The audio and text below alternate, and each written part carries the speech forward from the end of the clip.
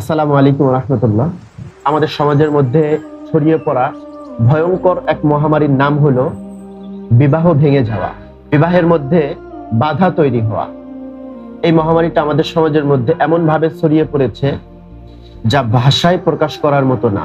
আসলে এই রোগগুলা মূলত পক্ষে আমাদের সাথে কিভাবে কাজ করে, ছেলে মেয়ে উভয়ের ক্ষেত্রেই আমরা যেটা দেখি, বিবাহের প্রস্তাব আসলে বাধা তৈরি হওয়া, ছেলে পক্ষ অথবা মেয়ে পক্ষ পছন্দ হয়েছে, পরবর্তীতে কথাবার্তা না আগানো, বিবাহের প্রস্তাব আসলেই অসুস্থ হয়ে যাওয়া, বিবাহের প্রস্তাব আসলেই মুখে ব্রণ বা মুখ কালো হয়ে যাওয়া,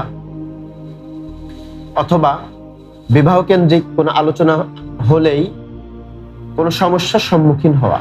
তার মানে হলো, এই ধরনের যদি কোনো বিষয় আপনাদের সাথে ফেস করে থাকেন, তার মানে আপনি বিবাহ বন্ধের জাদুতে আক্রান্ত।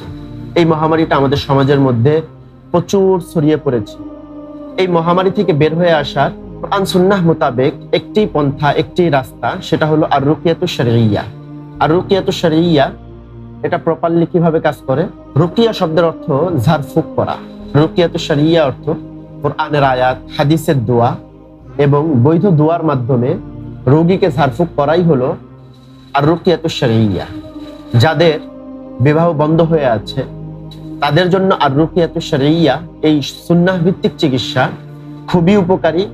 এবং এই ধরনের জাদু নষ্ট করা, জাদু থেকে বের হয়ে আসার জন্য আর রুকিয়াতুশ শরঈয়ার কোনো বিকল্প কোনো ব্যবস্থা নেই।